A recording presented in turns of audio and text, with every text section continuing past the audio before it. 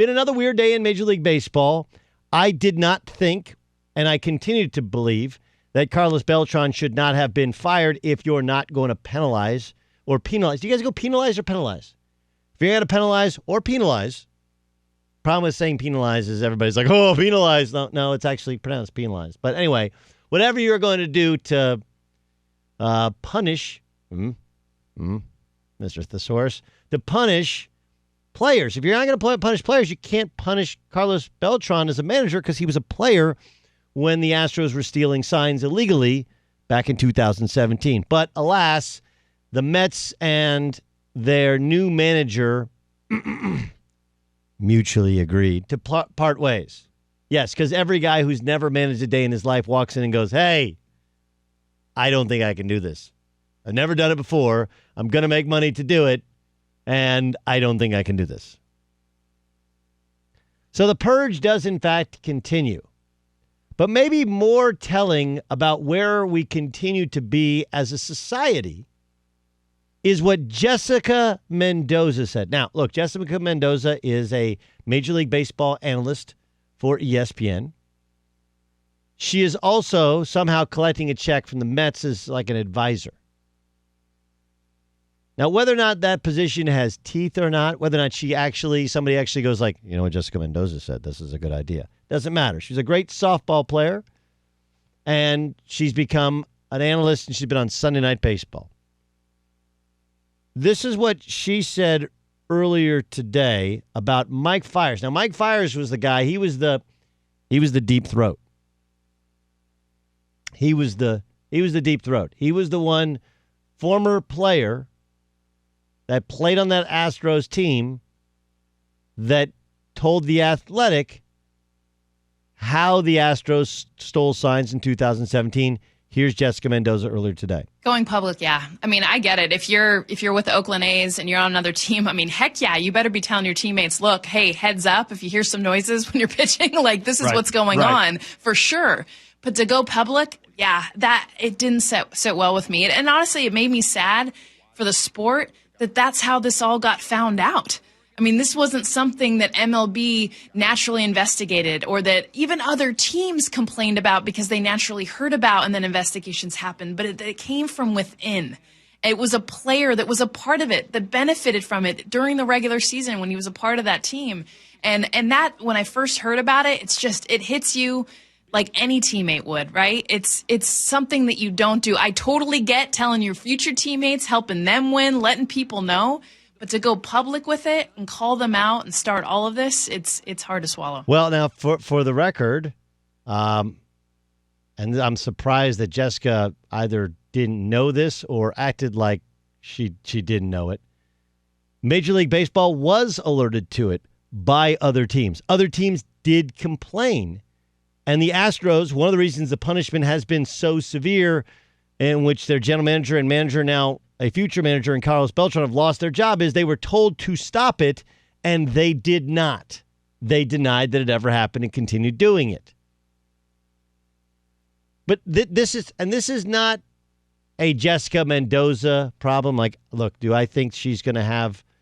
It's going to be fascinating, okay? Really fascinating, because one of the big issues, maybe the biggest issue, and this happened with Hillary Clinton's campaign 4 years ago, was if you want to be at the big table, then and you want to be treated as equals, I'm all for that.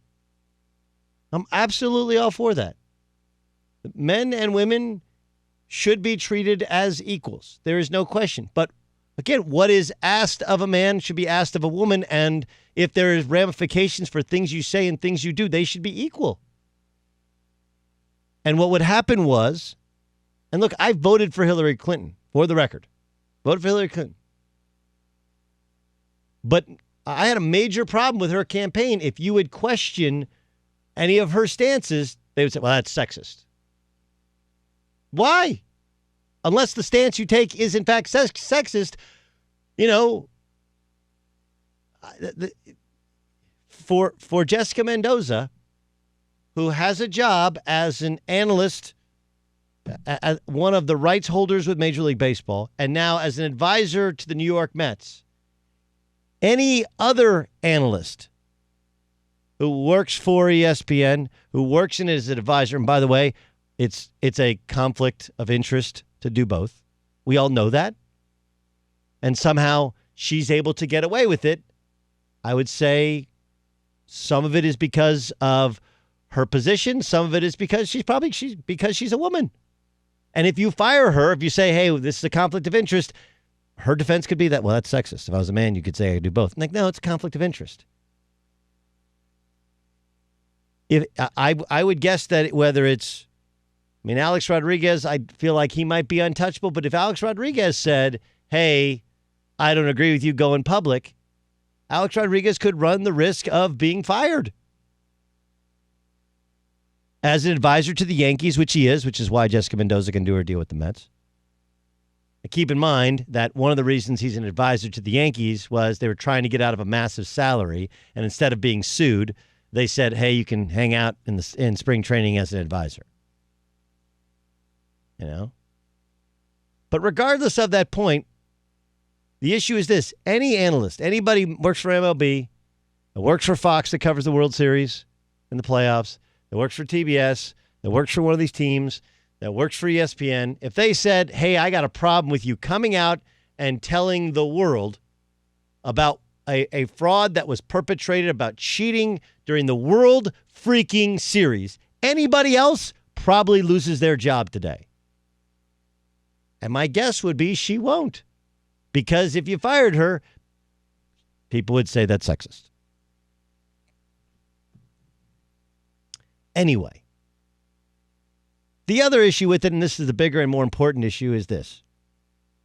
Mike Fiers did nothing wrong. Did nothing wrong. He knew what they were doing was wrong. He was part of it. It was part of his team.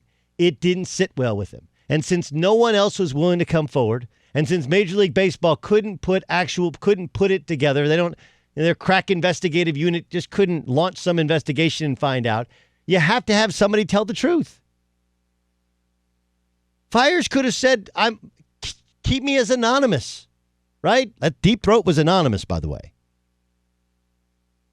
Like, for people who are against anonymous sources, just know that President Nixon's re-election campaign and the reason he stepped down from office was an investigation that was started because of Deep Throat. That's an anonymous source. Mike Fiers was better than that. He's like, no, God, put my name on it. I was part of it. I have a World Series ring. I know we did some unsavory things in order to get it.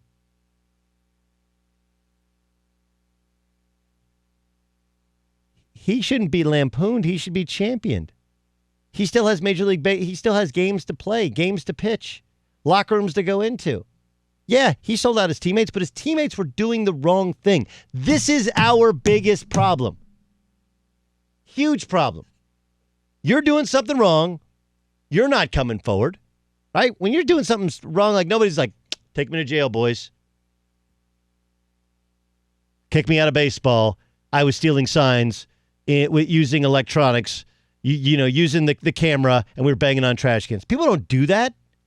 Look, I know in movies or in books or in theory, that's what good people should do. But you show me where it happens, where somebody doesn't get caught doing something and just volunteers that they were doing something wrong. So how the hell else are we supposed to figure it out? Somebody's got to come forward. Mike Fiers did come forward, put his name by it. And we're essentially going to say snitches get stitches? But by the way, if he didn't put his name on it, it would have been discredited as some anonymous source, some bitter former Houston Astro. Instead, here's the guy who's like, look, it just doesn't sit well with me. And by the way, the term snitch, the term fink, the term rat, these are not terms that are reserved for the people who are breaking the law. These are terms that are reserved for people who tell others that people are breaking the law. This is not a Mendoza problem. This is not just a baseball problem. This is a societal problem. Think of the words we use for people who tell on other people when the other people are the ones doing wrong.